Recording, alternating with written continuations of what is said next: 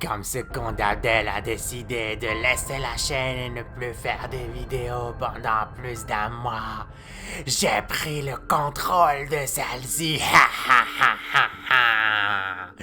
La chaîne m'appartient dorénavant.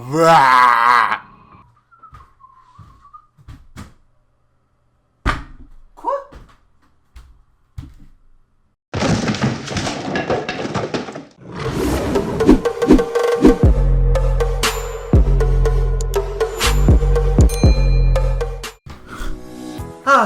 Excusez-moi les gars de mon petite absence, j'avais 2-3 trucs à régler. Bon, ce qui paraît, on a qui ont essayé de prendre un petit peu le contrôle de ma chaîne. Vous savez ce que je vais faire? Je vais reprendre les vidéos mon pote. Avant tout, un petit peu de Schweppes d'abord.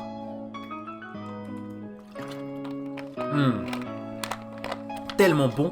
On va faire un petit jeu ensemble les potes avant de commencer la vidéo. Si vous avez des idées d'intro gênantes, n'hésitez pas à me les laisser en commentaire sous cette vidéo. Et je vais en prendre celui qui me fera le plus marrer, celui qui me fera le plus rire. Et je mettrai son nom avec son commentaire au début de la prochaine vidéo. Et j'appliquerai ça dans l'intro. Let's go. Du coup on reprend les bonnes vibes avec une vidéo sur le Maroc les potes. Et oui, comme vous l'avez vu sur le titre les gars, ce sera la vidéo avant match. Le match qui va se dérouler du coup demain contre les Comores. Le Maroc-Comores, ça va être du coup le 13 septembre à Casablanca. Le retour 3 jours après aux Comores. Ça va être énorme. Du coup, comme vous le savez, ce sera la 3e journée de qualification pour la CAN 2019 qui devrait se dérouler au Cameroun. Et bien entendu, dans la liste que Hervé Renard a convoquée pour ce match, il y a eu encore des surprises. Bien entendu, on garde toujours nos éléments de base qu'on a un petit peu connus et reconnus à travers la Coupe du Monde, comme à travers les matchs de qualification. Mais il y a quand même quelques petits éléments qui font un petit peu débat. Il y en a d'autres qu'il a convoqués mais qui ont été blessés par la suite. Bref les gars, on va tout décortiquer ensemble, on va tout analyser, c'est parti. Alors, l'élément qui va nous choquer encore une fois, c'est d'abord l'absence de Mehdi Ben Atia. Le défenseur central de la Juve qui n'est ni blessé ni en mauvaise période avec son club va encore être absent dans cette liste. On ne connaît toujours pas les raisons d'absence de Mehdi Ben Atia, mais j'imagine que Hervé Renard veut lui laisser un petit peu de temps de jeu avec son équipe afin de reprendre sa titularisation. Amin Harit va également être absent lors de cette rencontre. Alors le milieu de Schalke qui a été retiré lors du dernier match contre le Malawi à la dernière minute ne sera pas présent. Alors ce sera pas pour cette fois à cause de son comportement hors des vestiaires parce que voilà, il a eu un petit peu sa punition par rapport à ça. Cette fois-ci il est blessé et au moment où je vous parle il a commencé un petit peu à reprendre les entraînements avec le Schalke.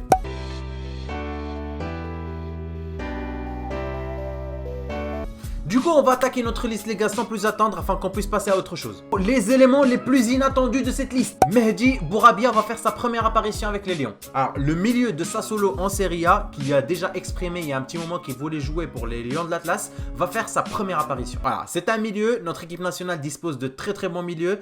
On verra bien comment il va s'en sortir, il a des preuves à faire. Et pour information, il a 27 ans. On continue dans la même catégorie, mais cette fois-ci avec des joueurs qui vont marquer le retour. Walid Azaro les amis, tout le monde l'a réclamé, le public le voulait, tout le monde a crié haut et fort le nom de Walid Azaro. Il est là les potes pour vous satisfaire, je l'espère. Ensuite, au niveau des joueurs locaux, on a Smaïl Haddad, Salah Din Saïdi et Abdelillah Hafidi. Bon du coup, Ismail et Salah Din vont être présents, mais Abdelillah Hafidi il a été convoqué normalement, mais ne pourra pas jouer lors de cette double confrontation à cause d'une blessure avec son club. Bon, on a laissé un petit peu les éléments inattendus, on va attaquer notre liste poste par poste. Alors, en gardien les potes, on reste toujours dans la même longueur d'onde. On a Mounir El Kajel Mohammedi qui joue toujours avec le Malaga et qui est classé, on le rappelle, première en seconde division espagnole.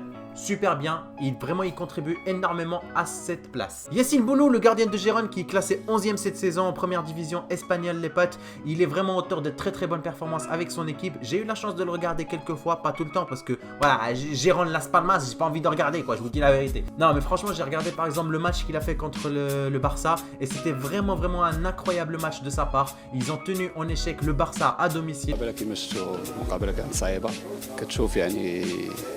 كاع الضربات اللي يضرب وكتحاول تحلل يعني كيفاش تتعامل مع داك اللحظه ورغم ذلك هو يقدر يماركي ماشي يعني حيت تحلل مزيان يعني غادي ما تماركاش. Ahmed Reda Tegnouti, le gardien titulaire du Wydad, va également être présent comme d'habitude. Franchement, c'est tellement rassurant de retrouver les mêmes noms et franchement de retrouver les mêmes noms au niveau des mêmes postes. Je pense que certains joueurs vont être un petit peu déçus. Par exemple, Ahmed Reda Tegnouti, il a vraiment jamais eu l'occasion de rentrer en tant que titulaire dans des matchs importants. Peut-être qu'il va lui donner sa chance un jour, mais franchement, on est vraiment rassuré au niveau du poste de gardien de but. Alors, on attaque avec les défenseurs. On a Nabil Dirar qui est toujours présent.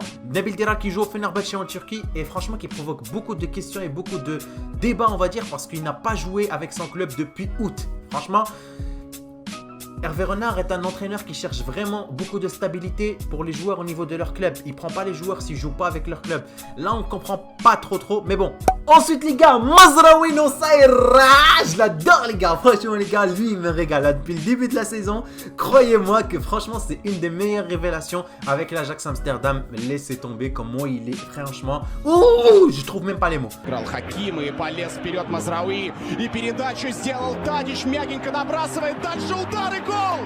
1-1. Прекрасно.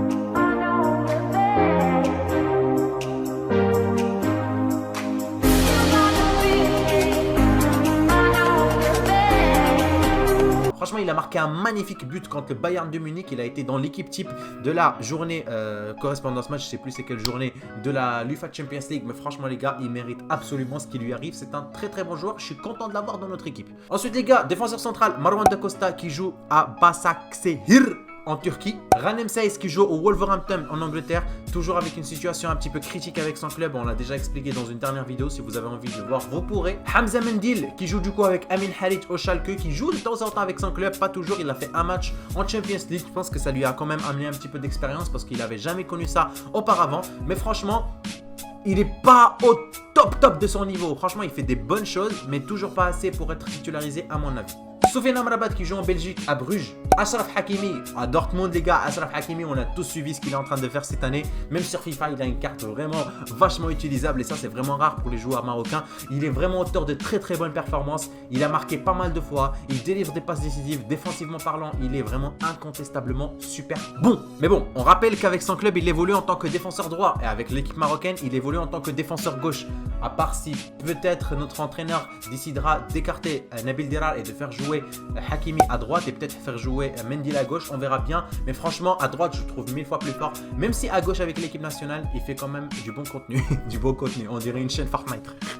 Ensuite les gars, Aguerd Neyev qui a été reconvoqué malgré son erreur dans le dernier match du Malawi. Vous vous souvenez les gars, lorsqu'il est rentré, qu'il a trébuché et qu'il a failli donner une grosse occasion. Il a pas failli, il a donné une grosse occasion. Ensuite les gars, milieu de terrain, on a Karim El Ahmadi qui joue du coup maintenant en Arabie Saoudite à l'Etihad. Bon, franchement, je sais pas, une carrière qui commence comme ça, et là il est comme ça, alors qu'il peut encore donner, tu vois, il peut encore donner. Mais bon, on va pas franchement se prononcer pour l'instant, il est quand même super bon. Peut-être qu'en club, la situation elle est pas incroyable, il est titulaire et tout, mais peut-être qu'en club, voilà, il est pas dans un club de ouf, mais peut-être qu'avec l'équipe nationale marocaine, il sera toujours aussi bon et c'est ce qu'on cherche en fait, on s'en fout, même gros, t'as même pas besoin d'un club, si t'as pas envie de jouer, tu joues pas en club, juste quand tu viens avec nous, tu marques des buts. Je veux que vous soyez des hommes ce jour-là, on a besoin de vous les gars, let's go. Ah putain, je dis ça comme si jamais ils allaient regarder ma vidéo, désolé les gars, j'ai pas dormi de la nuit, je suis ouh. Du coup, on parlait de Mbark Bossofa. Du coup, Mbark Bossofa, il n'a pas de club et il est quand même convoqué dans cette liste. Hervé Renard, il l'a ramené, je pense, pour l'expérience, pour motiver un petit peu les troupes, je pense, dans les vestiaires. Peut-être même qu'il rentrera en tant que titulaire, mais Mbark Bossofa, il est super bon. Après, j'ai peur vraiment que le facteur d'endurance lui manque. Younes Belhanda qui reprend un petit peu des bonnes ondes avec le Galatasaray en Turquie après ce qui s'était passé il y a un petit moment quand il a reçu le rouge, vous vous en souvenez. Faisal Fazr qui joue à Caen en France et qui est souvent titulaire et qui est vraiment auteur de bonnes performances, pas exceptionnelles mais bonnes. En attaquant les gars, toujours Nordin Amrabat qui a du coup évolué, il est parti à Nasr en Arabie Saoudite, il joue super bien là-bas, c'est vraiment un héros, un sauveur.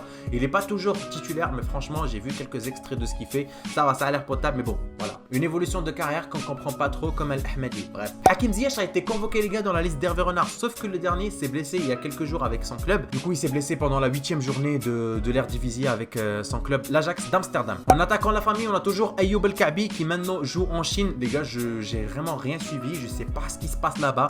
Donc franchement, je peux rien vous dire. Mais bon, Ayoub El Kaabi, on le connaît. Vraiment, c'est un très bon joueur. En Coupe du Monde, il n'a pas été forcément exceptionnel. Mais bon, c'est quand même un joueur qui doit être quand même dans notre liste. Khalid Boutaïb en tant que numéro 9 aussi les gars, très beau but contre l'Espagne, vous vous souvenez, mais bon, Khalid Boutaïb c'est quand même la base, on a beau le critiquer, il marque, voilà, c'est l'Olivier Giroud marocain. Et ensuite, Youssef Anasseri. Bon du coup les gars, on va se poser un petit peu la question, quelle est la composition avec laquelle Hervé Renard pourrait commencer le match? Alors il y a deux possibilités selon moi, j'ai regardé un petit peu sur certains sites, il y a pas mal de personnes qui partagent mon avis. Alors la première, ce serait avec un Bounou en tant que titulaire, comme on l'a vu contre le Malawi, c'est Bounou qui a été titulaire, et Bounou vraiment, il est vraiment en bonne situation avec son club. On peut pas comparer les deux, Bounou et Mounir, voilà, Bounou il est plus grand. Mais sinon voilà, ça coince, surtout qu'au niveau des clubs, les deux vraiment ils sont vraiment très bons, ils font vraiment un bon début de saison. Donc franchement, je sais pas. Donc Bounou ou Mounir, mais je pense personnellement Bounou. Alors à droite, je pense sérieusement qu'il y aura Hakimi les potes, pas Dirar, Hakimi parce que Dirar les gars, il a pas du tout joué depuis août. En défenseur central les gars, il y aura Dacosta et Seiss. Voilà, je pense que ça c'est un petit peu sûr, Dacosta et Seiss. Ensuite les gars, en défenseur gauche, Mendil, oui vous m'avez bien entendu, Mendil qui gagne un petit peu de plus en plus de confiance avec le Schalke. De MDC les gars, il y aura El Ahmadi et Fajr, de milieu défensif centraux, Ahmadi Fajr dans la première possibilité. Ensuite les gars, on évoluera avec trois autres milieux qui sont devant. Il y aura à droite Mazraoui, vous m'avez bien entendu les gars, Mazraoui qui joue à l'Ajax Amsterdam, qui va plutôt évoluer en tant qu'attaquant droit et pas en tant que des défenseurs droits. Mais derrière lui, il aura Hakimi. Franchement, je pense vraiment qu'il pourra faire le taf en tant qu'attaquant droit. J'y ai un petit peu réfléchi, je sais pas, dites-moi ce que vous en pensez, Mazraoui en attaquant droit. Mais je pense sérieusement que ça peut faire le taf si par exemple Amrabat ne joue pas à ce poste. Du coup, voilà, vous l'avez bien compris, si Mazraoui est à droite, à gauche, on va mettre Amrabat les potes. Amrabat à gauche ou à droite, c'est un tank. C'est un tank, voilà, faut pas chercher. On est mossé les gars, Belhanda en milieu offensif central et devant les gars Al-Nasseri. Alors ça sera les gars la première possibilité. La deuxième possibilité, c'est toujours la même défense. Alors même défense et même gardien. Au niveau des deux milieux défenseurs centraux, ça va rester exactement la même chose. Al-Ahmadi avec Fajr. Sauf ce qui va changer les gars, c'est qu'il y aura Amrabat à la place de Mazraoui à droite. À gauche les gars, à la place de Amrabat qui était du coup en attaquant gauche, il y aura Al-Nasseri cette fois-ci. Belhanda il reste à sa place et devant à la place de Nasseri, il y aura Al-Kabi. Voilà, j'espère que vous avez un petit peu compris. Je vous ai illustré un petit peu tout ça comme ça, voilà, vous voyez un petit peu de quoi je parle. Mais je pense sérieusement qu'il y a moyen qu'on fasse un bon petit match. Je pense sérieusement qu'à domicile, il y a moyen qu'on retourne ces petits Comores. Non, en vrai, franchement, les gars, il y a vraiment moyen, surtout qu'on a vraiment une bonne équipe. Il y a certes quelques éléments qui sont absents, Harit, Ziyech, etc. Hafidi également qui est absent. Mais les gars, c'est pas vraiment un truc de ouf. On n'est pas en train de reposer sur un ou deux éléments. Nous sommes une équipe nationale. C'est comme les doigts d'une main. Tu vois, s'il y en a un qui part, tu peux quand même faire avec les autres. Mais s'il y a tout qui part, tu vois. Non, je rigole. Non, en vrai, mon exemple, il est pourri. Faites pas attention. Je m'en peux plus. Je dois arrêter de faire des vidéos le matin, frère. J'en peux plus. Bon, voilà les gars. Franchement, mon pronostic, un petit 4-0 pour le Maroc. Bref, après le match, les gars, on va décortiquer tout ça. Je pense que je vais vous faire quand même une petite vidéo réaction du match parce que là, on commence un petit peu à s'approcher des matchs importants. Dites-moi si vous la voulez également. Ça vous fait beaucoup de choses à dire dans les commentaires. Donc, notez, prenez des notes. Prenez bien soin de vous. C'était Abdel. Je vous remercie d'avoir été présent. N'hésitez pas à lâcher un gros pouce bleu. C'est ciao les gars.